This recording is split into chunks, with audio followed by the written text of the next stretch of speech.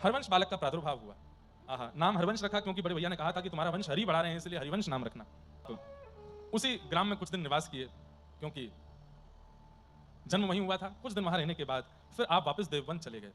बचपन से ही आपकी स्थिति बहुत ज्यादा भगवत सेवा में रहती थी। पिताजी को सेवा करते हुए देखते थे तो इनका मन होता था कि मैं भी सेवा करूं। आपके पिताजी के सेवा के ठाकुर जी श्री राधा मोहन लाल, लेकिन पिताजी इनको सेवा करने नहीं देते थे, छोटे बालक हैं। तो आप जाते और घर के बाहर आंगन में और बगीचे में दो युगल वृक्ष दिख जाते, तो एक को ठाकुर जी मानते, एक को श्री जी मानते, उनका श्रृंगार करते और उन्हीं की आरती पूजा करते। पिताजी मंदिर में तो सेवा करने नहीं देते, तो युगल वृक्ष को ही प्रिया प्रियतम मान करके उनकी सेवा करते। आपकी सेवा स्वीकार कैसे होती थी? युगल का श्रृंगार करते, श्रृंगार के बाद भोग लाते, तो भोग कैसे लाते? वन में जाकर के फलों का ही भोग ले आते और ला करके दोनों युगल वृक्षों के सामने धर देते। इनके पिताजी खिड़की में से देखते, हंसते रहते थे, अच्छा है, वृक्षों से ऐसे क्रीड़ा करते, बड़ा हो जाएगा तब ठाकुर जी की सेवा देंगे। आपने राजभोग पधराया ठाकुर जी को, और जैसे ही आपके पिताजी बाहर गए, लौट करके वापस जैसे ही आए, जैसे ही आकर के राजभोग देखा तो पूरी कचौड़ी हलवा आदि सब था, लेकिन अब लौट करके आए तो वहां फल ही रखे थे।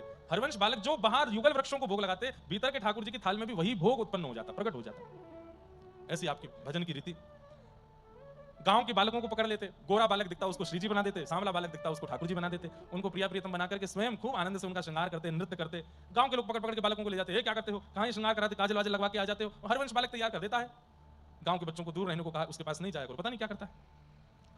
हरवंश जी अब अकेले ही रहते हैं, वृक्षों के साथ ही प्रिया प्रियतम का भाव रख के लीला करते हैं। आपका नियम बाल्यकाल से ही था कि आप ठाकुर जी का प्रसाद ही पाते थे। प्रसाद पाते थे मतलब जल भी बिना ठाकुर जी को निवेदित किए पीते नहीं थे। ऐसा नियम बचपन से ही बना हुआ था। रात्रि में एक दिन 2-2:30 बजे रोने लगे। माँ ने कहा क्या बात है, भूख लगी बहुत जोर से। तो माँ ले आई कुछ सामग्री, मखाने ले आई, काजू बादाम ले, खा लो। तो आपने जैसे ही देखा, नहीं नहीं ये नहीं खाना। बोले क्यों? इसका भोग नहीं लगा, ठाकुर जी को भोग लगा के लाओ। तो माँ बोली अब 2 बजे हैं रात के, अब कहां से भोग लगाऊं, आधी रात हो रही है। रोने लगे, नहीं मुझे तो भूख लगी है, खाना है, ठाकुर जी का ही भोग खाना है। बिना भोग के पाते नहीं थे। अब छोटा बालक इतना चिंतन करता है क्या? लेकिन नहीं, हरवंश जी महाराज ये चिंतन कर रहे हैं। पिताजी से बोले मुझे पिताजी ठाकुर जी का भोग पाना है। बोले भोग कहां से लाए आधी रात को?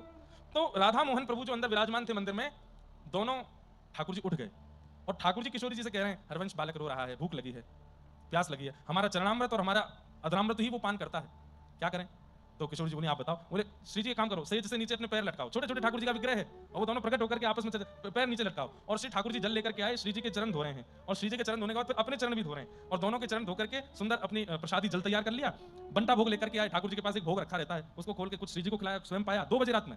और दोनों बाहर पर्दा लगा था मंदिर का, मंदिर के बाहर सरका के रख दिए और घंटी जी रखी थी वो गिरा दी। जोर की आवाज हुई तो व्यास मिश्र जी और उनकी पत्नी दौड़ी दौड़ी मंदिर में गए तो क्या देखा कि ठाकुर जी का भोग नैवेद्य और जल दोनों रखे।